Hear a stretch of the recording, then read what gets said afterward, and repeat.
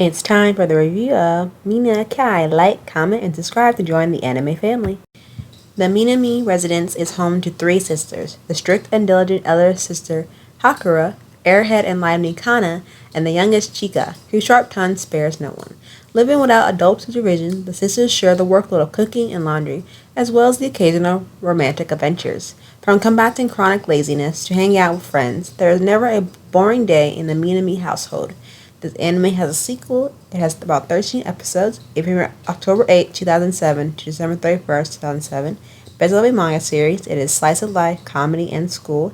Each episode is 24 minutes per episode, and it's rated PG-13. Now let's get started into the review. What I really like about this anime is that it doesn't stop with comedic effect. Like, it will have you laughing at every episode, and even though there's not really a really straightforward plot to it, it's just a nice slice of life that follows the days of the Minami household, and it just follows them as their daily routine, whether it be absurd or comedic, because of the three sisters who have really no adult supervision whatsoever. And the art style is really nice. It fits well with the theme and the overall aesthetic of the anime. The characters' expression body language just adds the hilarious humor of every situation, whether that be over the top enthusiasm poses or the random adult glares they give each other once in a while. The art is also very consistent despite the fact that the background all look similar. I find that it's really easy to pinpoint how it's distinguished from one scene versus the other, and they are consistent through the entire series, which I like. Sounds pretty good.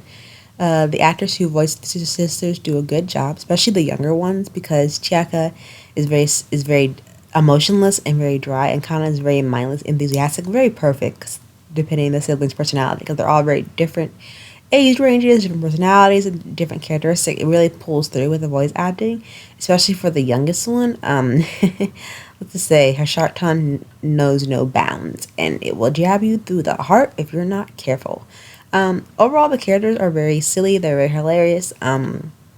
It balances out the ridiculous personality that the sisters have for each other, especially when it comes down to dividing household chores and other responsibilities. And I think what makes the entire element of a funny show is you're not going too far with the gags or stereotypical stereotypes in the series, or just the wackiness nature of these characters. And also, besides the main characters themselves, there's also the supporting cast.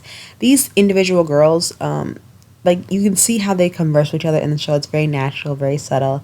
I think the anime did a great job filling the details of their unique personality, especially when they're in their different friend groups, and you get a very strong indication of their family dynamic along with the character development, because you go from different scenes to scene, and sees the characters really shine through with their perspective in their world and their social life as well.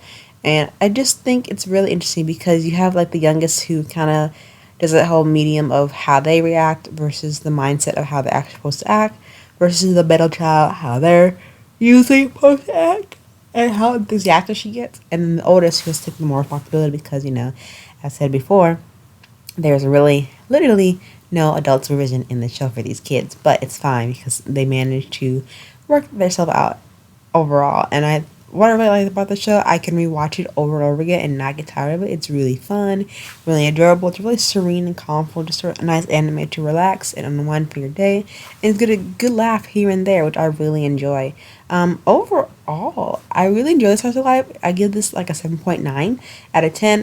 Definitely check out the sequel of it if you haven't already.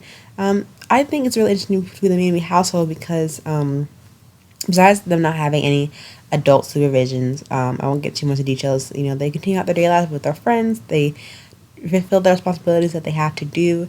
And I think also why I like the art style, it's very pristine, very soft, very gentle type of touch to it. That's what you kind of want to call it. It just fits the characters and the setting very brilliantly. I feel like overall each episode is portrayed in a short segment spread out through the entire series, which is really interesting because normally with each episode it usually fits around a generic episode storyline, which this kind of doesn't have. The story kind of takes place at the girls' various school that they attend, and when they get home it kind of reduces down to that similar scene, and that gives the scope of hilarity between the younger sisters and how they banter, which I really enjoy a lot, and hopefully you will too.